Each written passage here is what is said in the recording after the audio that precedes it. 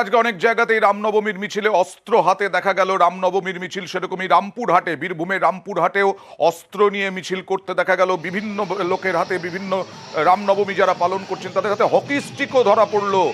তলোয়ার, hockey stick, গদা সব নিয়েই একেবারে মিছিল।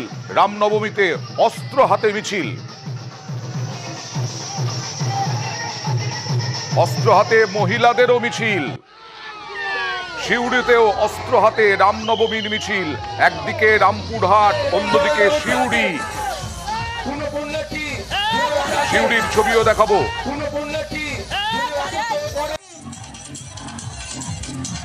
রামপুরহাট, সিউড়ি, এবার হাওড়ার ছবি দেখাবো। হাওড়ায় রামনবমীর মিছিলে অস্ত্র এবং তাতে উপস্থিত বিজেপির প্রার্থী রথীন চক্রবর্তী আর উমেশ রায়, তার হাতে অস্ত্র দেখা যাচ্ছে। বিজেপি নেতা একেবারে তলোয়ার হাতে।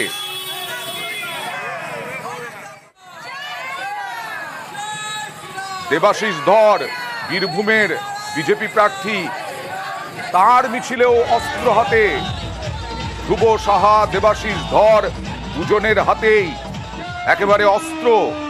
দেবাশিস ধর বীরভূমের বিজেপি প্রার্থী, তার হাতেও তলোয়ার। ধ্রুব সাহা, তার হাতেও তলোয়ার। বিজেপি নেতা কর্মী, তাদের হাতে অস্ত্র। রামনবমীর মিছিল। আর দেবাশিস ধরে নিয়ে কি বললেন দেখুন।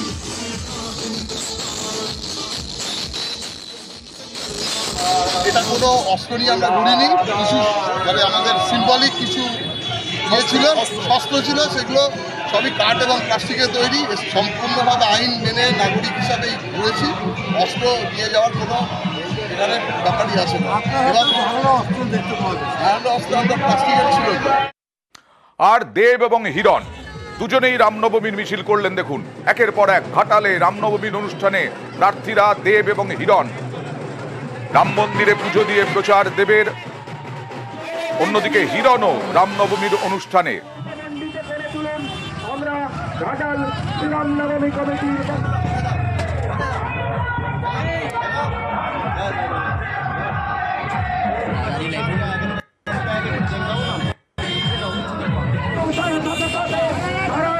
যে কোনো শুরুতে ঠাকুরের আশীর্বাদ, ভগবানের আশীর্বাদ এবং ভক্তদের সঙ্গে মেলামেশা ডেফিনেটলি একটা ইন্সপিরেশন, একটা মোটিভেশন দেয়। এবং যদি রামনবমী নিয়ে বলো তো আমি একটাই কথা বলবো যে বাংলার কালচারের মধ্যে যেটা আমরা সবসময় বলি 12 মাসে 13 পার্বণ। ধর্ম নিয়ে রাজনীতি করছে তৃণমূল। জয় শ্রীরাম। তৃণমূলের তো কোনো ধর্ম নেই, রাজনীতির জন্য ধর্মের চেঞ্জ করে না। ঈদ পালন করতে চলে গেছে এখানকার, পায়ে জিন্স পরে আবার আজকে রামনবমী করতে চলে এসছে। ফলে এতে রাজনীতি আগে, পরে ধর্ম। এরপরে দেখাবো রামনবমীতে ভদ্রেশ্বরে হনুমান মন্দিরে পুজো দিয়ে প্রচার শুরু করলেন রচনা বন্দ্যোপাধ্যায়। প্রতিদিনই প্রচারে থাকছেন প্রতি প্রার্থী। আজকে রামনবমীতে ভদ্রেশ্বরে হনুমান মন্দিরে পুজো দিলেন রচনা বন্দ্যোপাধ্যায়, হুগলির তৃণমূল প্রার্থী।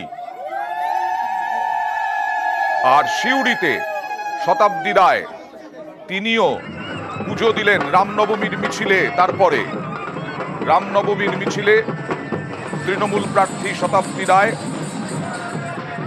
ঢোল করতাল নিয়ে মিছিল।